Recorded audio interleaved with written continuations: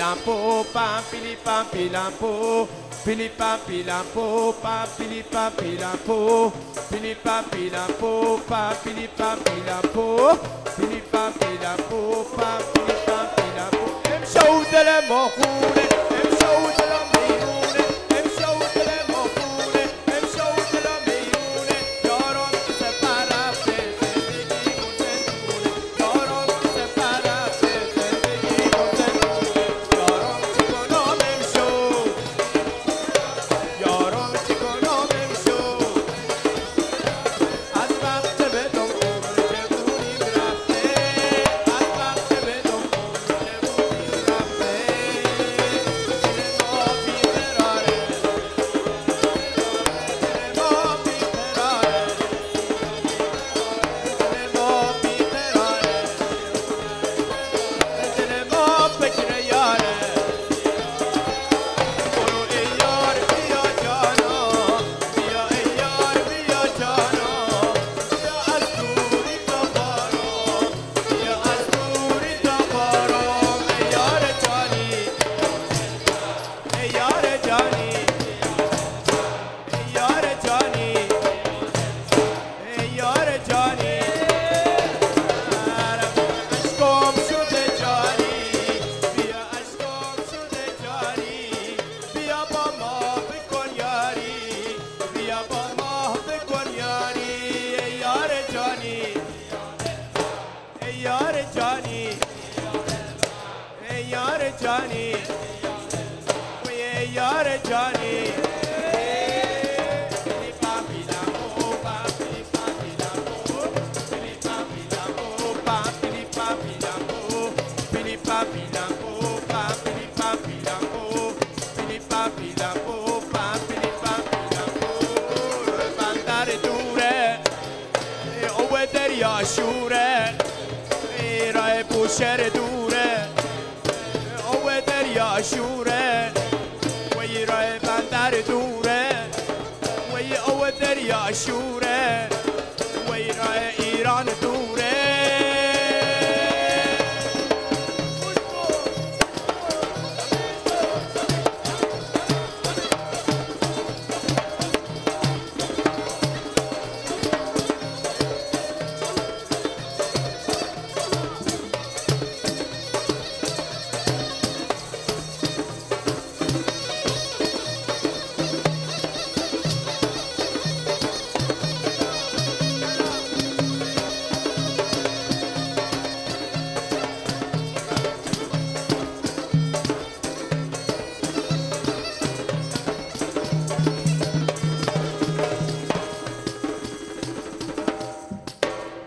درود به شما بینندگانی عزیز. امروز در مهمانی استودیوی تلویزیونی سفینه ما مهمانان از کشوری و ما دوست و برادر ایران رو داریم و در آغاز با هم شنیدیم یک موسیقی خیلی زیبا از جانب هنرمندان گروه آوای موج. خیلی تشکر میگویم از اونی که یک اجرایش خیلی خوب رو برای ما پیشنهاد داشتید. دوستان عزیز، این دیدار و صحبت ما از آن لحاظ است که طول چند فرصت است در شهر دوشنبه پایتخت جمهوری عزیز ما تاجیکستان مهمانان از کشور ایران برای پیشنهاد گویم یک بازار خوب هنری تشریف آوردند. در هماهنگی با حکومت جمهوری تاجیکستان شرکت سیاحی سامان تریول و همچنین شرکت سیاحی هفت اقلیم از کشور ایران اینجا حضور دارند. نمایندگان از همین بخش ها در مهمانی ما مجید کاظمیان و خانم ستایش نحوی.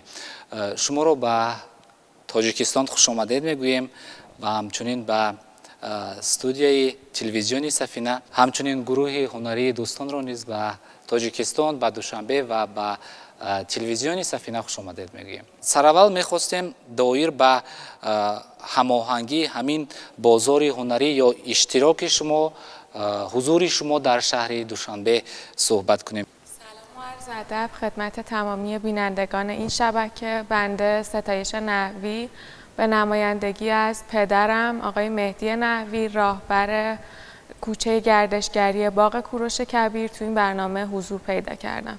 خیلی خوب، خیلی تشکر میکنیم از حضور شما از اون که به دوشنبه آمدید و یک راسته خیلی خوبی هنری رو پیشنهادی مردمی تاجیک کردید. و دوستان عزیز یادآور می‌شویم که شروع از 11 نوامبر در شهر دوشنبه در باغ کوروش کبیر راسته هنری میان هنرمندان جمهوری اسلامی ایران و هنرمندان جمهوری تاجیکستان برگزار گردیده ایستاده است که در آنجا محصولات مالو محصولات صفر ملی، محصولات دستی هنرمندان کشور ایران و هنرمندان جمهوری تاجیکستان به نمایش گذاشته شده است و هر روز از شروع از ساعت 9 صبح تا 22 شب این نمایش ادامه می‌یابد. و در ادامه صحبت می‌خواستم پرسان باشم که در این بازار گردشگری چی‌ها پیشنهاد کردید؟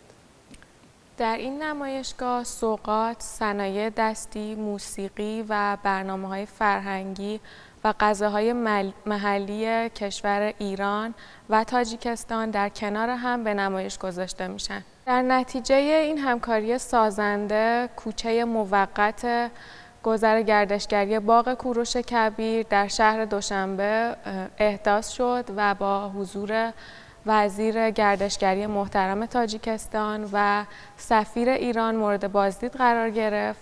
حضور دوستان ایرانی در جمهوری تاجیکستان نتیجه همین سیاست سازنده و همین سیاست برادرانه و دوستانه حکومت جمهوری تاجیکستان با حکومت جمهوری اسلامی ایران است و ما که دیگر یکدیگر رو میفهمیم، زبان یکدیگر رو میفهمیم، رسم و آیین مشترک داریم و فکر میکنم اون مال و محصولاتی که در این کوچه گردشگری پیشنهاد کرده تا جای من دیدم، تا جای من میدونم یک مشترکات با هنرهای دستی مردم تاجیک هم دارد. بله دقیقا همینطور هستش. ما این پیشینه تاریخی در واقع بین این دو کشور رو مختنم میدونیم. ما محصولاتی رو هم که الان ارائه کردیم کاملا در راستای در واقع صنایع دستی اصیل ایران هستش. خیلی اشتراکات هنری خیلی زیادی هست، هم تو سبک هنری، هم توی در واقع محصولات و تنوع محصولاتی که در واقع اینجا ارائه میشه و در واقع به دسترسی هنرمندان تاجیکستان داره در واقع ساخته میشه. خیلی این اشتراک گسترده هستش و ما در واقع بر همین اساس برنامه‌هایی داریم که می‌خوایم ان شاءالله بتونیم یک فضای مشترکی بین این هنر این دو کشور ایجاد بکنیم در قالب کارگاه‌های مشترک، در قالب بحث در واقع تولیدات مشترکی که بتونیم مباحث صادراتی گسترده رو تو این دو کشور از محصولات این دو کشور ان شاءالله ارائه داشته باشیم. گردشگری و سیاحی یک پلی است میان کشورها که کشورها رو فرهنگ و تمدن‌ها رو به هم نزدیک میکنند و تا جای من میدونم شما در چند نمایش هنری، نمایش‌های سیاحی دوشنبه حضور داشتید. همین از نگاه شما، از دید شما تا کدام اندازه امروز این نمایش‌های سیاحی کشورها و مثلا مردمان و فرهنگ و تمدنی که ایران و تاجیکستان رو باز هم نزدیکتر کرده ایستادن؟ ببینید قطعا حضورمون هر چقدر گسترده تر و در واقع مستمرتر باشه، هر چقدر بتونیم این فضا رو بیشتر ادامه بدیم، هم حضور دوستان تاجیکستان، هنرمندان تاجیکستان در ایران، هم در واقع حضور هنرمندان ایرانی در این کشور، قطعا این اشتراکات در واقع خیلی بیشتر خواهد شد. حالا ما یه پیشینه تاریخی خیلی طولانی مدتی با هم داریم، ولی به هر شکل ما بر این اساس هستیم که بتونیم هنرهامون رو هم با هم دیگه به اشتراک بذاریم، از تلفیق این دو هنر این دو کشور بتونیم در واقع استفاده جهانی ببریم، یک ارائه جهانی داشته باشیم. برای بار اول است در تاجیکستان هستید و از همین کوچه گردشگری که تشکیل کردید حال و هوای مردم تاجیک، قبول و پذیرایی مردم تاجیک برای شما چگونه است؟ من بار دومه که به تاجیکستان سفر کردم و من مردم تاجیک رو از مردم خودم جدا نمیدونم. ایران و تاجیکستان دو کشور برادر هستن و مردم تاجیک خیلی از ما استقبال میکنن، مهربونن و ما رو قبول کردن. در برابر هنرهای اون انواع هنرهای دستی که شما پیشنهاد داشتید، یک بخش خیلی جالب همین راسته هنری شما که هر بگاه پیشنهادی مردم تاجیک، پیشنهادی دوستداران هنر و موسیقی میکنید، از جانب هنرمندان از جانب موسیقیچیان پیشنهاد می‌گردد و من می‌خواستم صحبت را با گروه هنرمندان آوای موج دوام دهیم که موسیقی که شما پیشنهاد کردید کدام نمود موسیقی بود که خیلی یک جذاب و موسیقی برای رقصیدن بود؟ سلام و عرض ادب و احترام خدمت مردم خوب تاجیکستان. خیلی خوشحالم که به اتفاق اعضای گروه هم در این شبکه داریم اجرای برنامه میکنیم. ما از جنوب ایران، جنوبی ترین نقطه ایران بوشهر اومدیم و اینکه خب به خاطر ژانر موسیقی ما که خیلی موسیقی شادیه، خوب مردم اینجا باش ارتباط گرفتن. تو این چند روزی که حالا در نمایشگاه اجرا داشتیم خیلی دیدیم استقبالشون نسبت ها را به مثلا موسیقی های دیگه، استقبالشون از نوع موسیقی ما بهتر بود و اینکه خب به خاطر حالا اون شاد بودنه فکر میکنم باشه که ما میتونیم موسیقیمون رو خوب پرزنت کنیم به این مردم. حال و هوای قبول و پذیرایی تاجیک‌ها دوستداران موسیقی؟ آره واقعا مردم خونگرمی داره، خیلی خوب استقبال کردم میگم از و اینکه خیلی صمیمی هستن، مخصوصا زمانی که ما بریم برای اجرا، چه حالا قبل از اجرا چه بعد از اجرا، خوب ارتباط میگیرن با بچهای ما، میان سوال میکنن، بعضا هستن میان از نوازنده میپرسن این سازا از کجا اومدن، تاریخشون چیه، پیجور هستن توی کار. بله. و در مورد سازها، همون سازی که شما اجرا کردید اون چی است؟ این برای ما مثلا برای من یک چیز نو بود. کدام نمود ساز است؟ مخصوصی همون قسمت جنوب ایران است؟ مختص خود بوشهر هستن. آره مختص خود بوشهر هستن، یا بعضا به خاطر که حالا بوشهر یک شهر پلی قومیتی از تمام اقوام برش تاثیر داشتن از حاشیه‌ای خلیج فارس، مثل ساز داربوکا، مثل ساز حالا جیمبی و ساز نیمبان، اینا سازایی هستن که وارد شدن به موسیقی ما. عرض ادب و احترام دارم. متین باجوند هستم، نوازنده پرکاشن گروه. من برای بار اول میام تاجیکستان و واقعا خیلی اینجا احساس راحتی میکنم. مردم خونگرم، خیلی دوست داشتنی، از ما خیلی استقبال کردن و این برای من خیلی واقعا دوست داشتنی بود. ساز من یه ساز در اصل میشه گفت به دو دسته تقسیم میشه، داربوکا هم ترکی میشه هم مصری، ولی خب این نمونه‌ای که من دارم ترکی. جیمبی هم که اصالتش ساز آفریقاییه که به قول آقا محسن جان پل قومیتی ما و وارد بوشهر شده و اینکه تا بکنم دوشنبه هفته آینده ما تو باغ کوروش کبیر اجرا داریم و ایشالله که ببینیم مردم تاجیکستان عزیزا. تشکر میکنیم از شما از اینکه هر بگاه در این کوچه هنری موسیقی های خیلی خوب رو پیشنهاد میکنید، از اینکه امروز آمدید برای ما نیز، برای تلویزیون ما نیز یک اجرایش های خوبی رو هم پیشنهاد کردید و امیدوارم که باز هم در ادامه همین مناسبت های دوستانه و برادرانه کشور تاجیکستان و ایران باز هم به تاجیکستان تشریف بیارید، برنامه های کلان هنری داشته باشید. منم سلام و درود به بینندگان شبکه تاجیکستان. بر من خیلی واقعا جاذبه داشت که توی یه کشوری که همزبون هستیم بخوایم باشه و اینا. امیدوارم که این مسائل بیشتر پیش بیاد، به امید روزی که یه پارلمان فارس داشته باشیم که مثل اتحادیه اروپا و جای دیگه، کمان که ما تمدن و واقعا قدمت خیلی بیشتری داریم روی زمین. حالا یه اتحادیه فارس باشه که رفت اومده خیلی بیشتری باشه اینجا، واقعا ارتباط انگار کمان که شما بیاید ایران یا ما بیایم اینجا انگار توی شهر دیگه اومدیم، هیچ فرقی نمیکنه چون که فارسی زبان هستیم. این برای من یه تجربه فوق العاده بود. امیدوارم که بتونم به کرات تو این کشور بیام و مثلا دوشنبه که تجربه فوق العاده و عالی بود. سازی که من اجرا میکنم تنبورینه تو این قسمتی که اجرا کردم، برای من تجربه فوق العاده خوبی بود. امیدوارم که بیشتر بتونم بیام به این شهر و با فرهنگ‌های این قسمت و کما که شهرهای دیگه آشنا بشم. میخواستم در ادامه صحبت با شما صحبت کنم آقای کاظمیان که انواع هنرهای دستی که آوردید در برابر این خوراکی‌های ملی خود رو نیز آوردید. بله، ما شاید بعضی از سوغاتی ما برای مردم تاجیکستان جدید هستش و اینکه حالا وقتی مثلا تست میکنن از محصولات خیلی براشون شگفت‌آمیز هستش و خیلی دوست دارن و خیلی استقبال میکنن و بارها دوباره تکرار میکنن میان و دوباره برای خرید. این برای ما چندین بار اتفاق افتاد که من دوستان زیادی دیدم که با دوستانشون با اقوامشون دوباره تشریف آوردن، هم برای در واقع دیدن صحنه‌های شبانه ما توی باغ کوروش کبیر، هم برای خرید مجدد محصولات، هم توی حوزه صنایع دستی، هم سوغات، خصوصا توی حوزه سوغات که خیلی استقبال زیادی اتفاق افتاده. بله.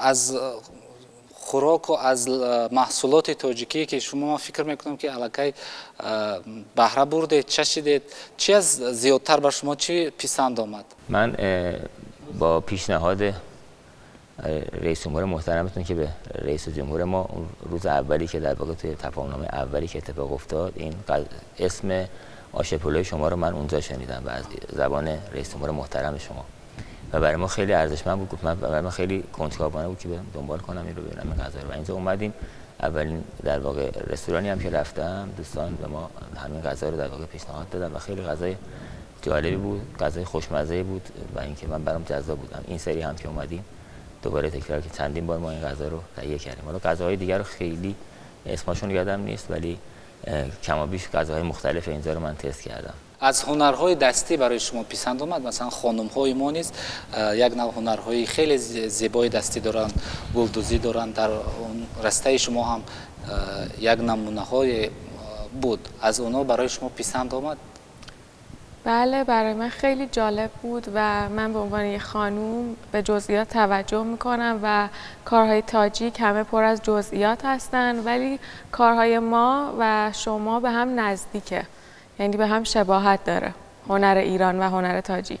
بله، خیلی زیاد تشکر از اونی که در جریان همین برگزاری بازار هنری خود، از اونی که هر روز این بازار موقتا طول یک ماه دایر میگردد، شما فرصت یافتید، فرصت جدا کردید و حضور داشتید در تلویزیون سفینه صحبت برای بینندگان ما هم کردید. از شما هم دوستان عزیز خیلی زیاد تشکر برای موسیقی های خیلی جذاب و امیدوار هستم که طور گفتم باز هم به تاجیکستان تشریف میارید، باز هم گذرهای هنری را در شهر دوشنبه دایر میکنید و همین گونه هنرمندان تاجیک و موسیقیچی های تاجیک نیز توانند در کشور ایران حضور داشته باشند و هنری دستی خود، موسیقی خود را برای مردم ایران پیشنهاد نمایند. من فکر میکنم که همین گونه نقشه ها هم هست.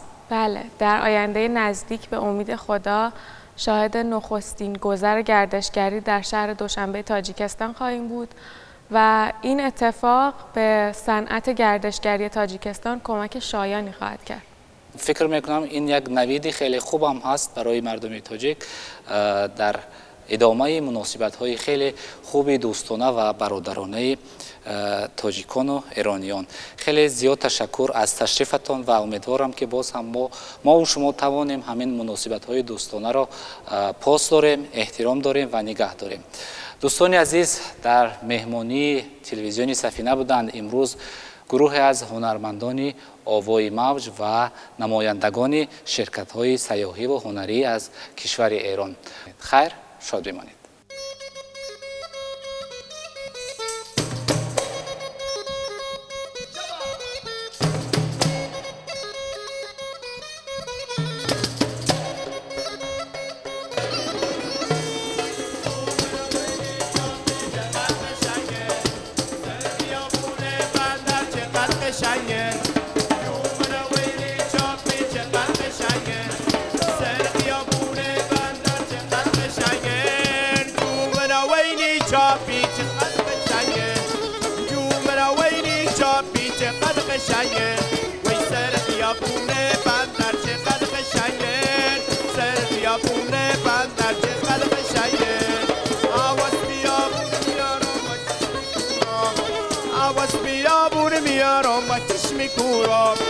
آواز با من شیر میارم سی تو میخونم، آواز با من شیر میارم سی تو میخونم. یالا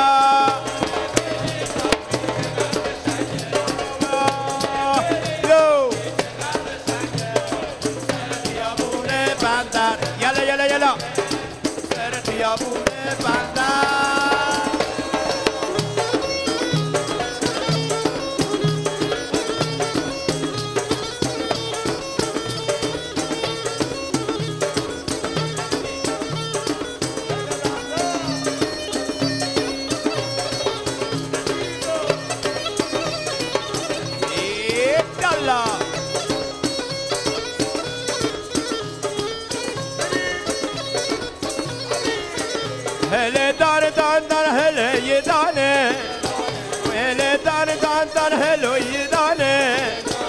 یار ما مهربون مال آبادانه یار ما مهربون مال آبادانه خودم سبز که یارم سبز پوشه یه دانه وی خودم سبز که یارم سبز پوشه به روی سبز ها گل می فروشه به روی سبز ها گل می فروشه نه دان دانیه دان یار ما مال آبادان هل دان دانیه دان یار ما مال آبادان بری